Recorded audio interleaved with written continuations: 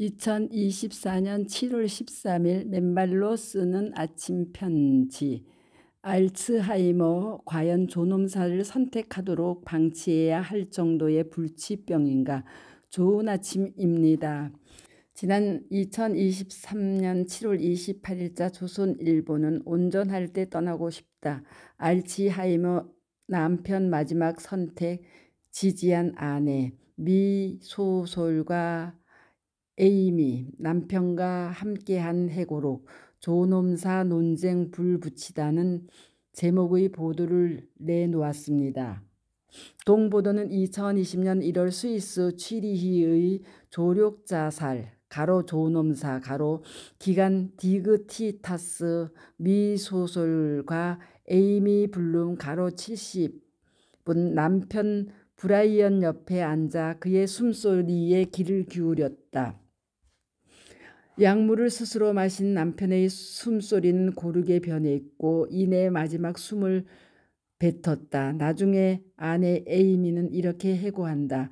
그의 존재를 느끼는 감각을 잊어버리기라도 할 것처럼 시선과 손을 그에게서 떼지 못했다. 여전히 잠들 때마다 그의 숨소리가 들리는 것 같다. 남편 브라이언은 67세에 알츠하이머를 진단받고 6개월 뒤 디그티타스를 찾아 스스로 생을 놓았다. 이 과정을 함께한 아내의 회고록이 작년 미국에서 출간됐다. 책은 작년 타임지가 선정한 최고의 논픽션 1위에 올랐다. 최근 국내에 번역된 책의 제목은 사랑을 담아 원제 인 러브. 미국에서 조력 자살이 옳은가에 대한 법적 윤리적 논란에 더 불을 붙였다고 서술하고 있습니다. 이 글을 읽으며 참으로 안타깝고 답답한 우리의 상황을 돌아보지 않을 수 없었습니다. 그리고 근원적인 질문을 던지지 않을 수 없는 현실에 직면합니다. 과연 이 세상에 불치병이라는 것이 존재하는가? 왜 과거에는 없던 병들이 20세기 전후하여 집중적으로 새로 나타나는가?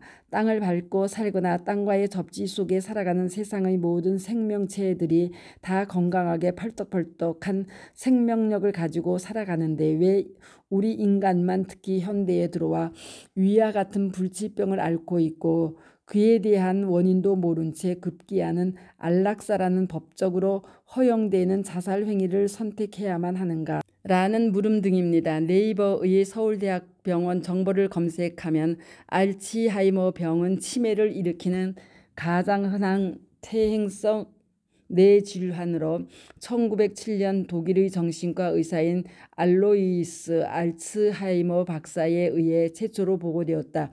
알츠하이머 병은 매우 서서히 발병하여 점진적으로 진행되는 경과가 특징적이다. 초기에는 주로 최근 일에 대한 기억력에서 문제를 보이다가 진행하면서 언어 기능이나 판단력 등 다른 여러 인지 기능의 이상을 동반하게 되다가 결국에는 모든 일상생활 기능을 상실하게 된다.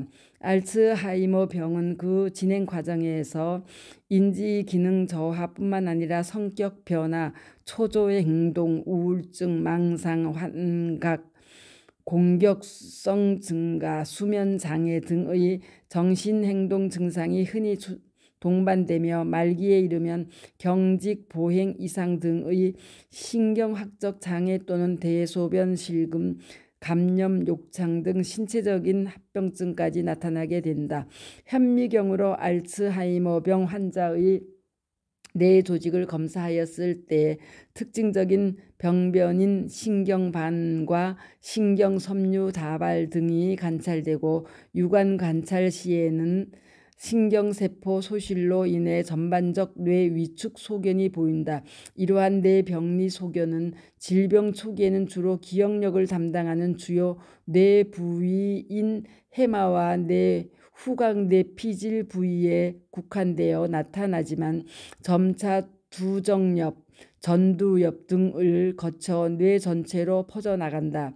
이러한 뇌병리 침범 부위의 진행에 따라 초기에는 기억력 저하에 주로 나타나다가 진행됨에 따라 점진적인 결과를 보이면서 임상 증상이 다양해지고 점점 더 심해지게 되는 것이다 라고 기술하고 있다. 위 서울대학병원 설명을 보면 알츠하이머 병은 매우 서서히 발병하여 점진적으로 진행되는 경과가 특징적이다 라고 하였습니다. 뇌 세포가 서서히 그 기능을 상실해가며 알츠하이머가 진행된다는 사실을 알 수 있고, 그렇다면 그것은 뇌 세포에 혈액이 제대로 공급되지 않으면서 해당 뇌 세포들의 영양소와 산소가 제대로 전달되지 않고 노폐물을 제대로 걷어올 수 없는 상황 때문에 비롯된다는 추론을 가능케 합니다. 다시 말해 접지 차단의 현대인들의 혈액에 땅속 자유전자가 공급되지를 못하면서 혈액의 점성이 끈적끈적해지고 그 결과 혈액이 뇌 속 모세혈관을 돌지 못하면서 해당 뇌 세포들이 마치 물을 제대로 주지 않은 하초가 시들시들해지듯 시들시들해지고 그 결과 위 설명처럼 초기에는 주로 최근 일에 대한 기억력에서 문제를 보이다가 진행하면서 언어 기능이나 판단력 등 다른 여러 인지 지능의 이상을 동반하게 되다가 결국에는 모든 일상생활 기능을 상실하게 된다는 결과와 일치하게 되는 것이 아닌가 싶습니다. 그렇다면 10명의 실험 집단에 2시간 동안 접지했더니 혈액의 세포 간 밀어내는 단위인 제타 전위가 평균 2.7배가 올라가 그만큼 혈액의 점성이 묽어지고 그 결과 혈류의 속도가 평균 2.68배가 빨라진다는 2013년도 가에탕 휘발리에 박사와 심장의학자 스티븐 시나트라 박사의 임상 논문의 발표 사실에서 그 해결의 중요한 실마리를 찾아낼 수 있지 않을까 싶습니다. 즉 알츠하이머 환자들에게 신발을 벗고 맨발로 걷게 한다면 시들시들해진 뇌 세포에 싱싱한 혈액을 다시 공급해 주게 되고, 그렇게 될 경우 당연히 시들어진 뇌 세포에 신선한 산소와 영양소가 공급되면서 마치 시들시들해진 화초에서 물을 주면 화초가 새로이 살아나듯 그렇게 다시 뇌 세포들이 살아나게 될 것이라는 추정을 가능케 합니다.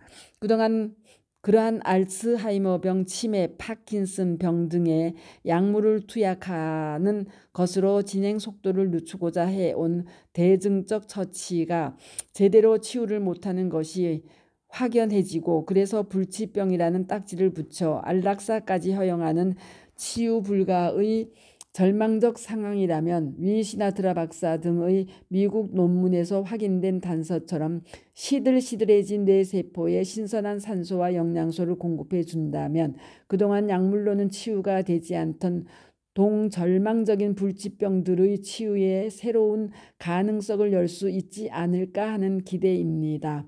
실제 저희 대모산에서도 과거 10여 년 파킨슨 병을 앓던 이주한 님이 지팡이를 짚고 다니시다가 어느 날부터 지팡이를 놓고 다니시는 상황에서 우리는 한 가닥 희망을 볼 수 있었고, 경기도의 한 병원 이사장님께서 파킨슨 병으로 휠체어를 타고 다니시다가 하루 2~3시간씩 맨발로 걸으신 이후 이제는 정상적인 삶으로 돌아오시고 병원까지 잘 경영하고 계시다는 사실이 그를 구체적으로 증거하는 것이 아닐까 싶습니다.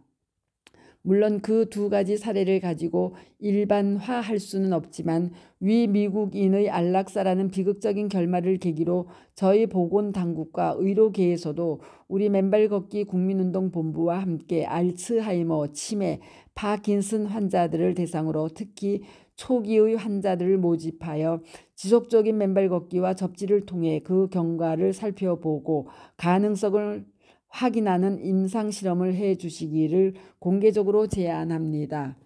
이 길만이 더 이상 안락사를 초래하는 비극적 현실을 막고 갈수록 늘어나는 관련 절망적 질환들을 사전에 예방하고 치유하는 길을 열 수 있지 않을까 하는 희망이자 확고한 믿음입니다. 더더욱 우리 사회가 초고령화 사회로 진입하며 앞으로 노년층의 인구가 갈수록 늘어나고 당연히 위와 같은 소위 불치병인 알츠하이머, 치매, 파킨슨병과 같은 무서운 질병에 맞닥뜨리는 환자 수들이 더 늘어날 것이 자명하고 만약 우리 사회가 아무런 대처를 못한다면 위 미국의 사례와 같은 비극적 상황들에 우리 노년층 국민들이 무방비로 방치되는 무서운 상황을 피할 수 없게 될까 두렵기 때문입니다. 관련하여 얼마 전 토요일 대모산 시문 언덕에서의 강연 중 관련 대목을 언급한 저의 절박한 제안을 유튜브에 박동창의 맨발 건강 팁 18, 알츠하이머, 파킨슨, 치매가 불치병이라 안락사를 허용한다.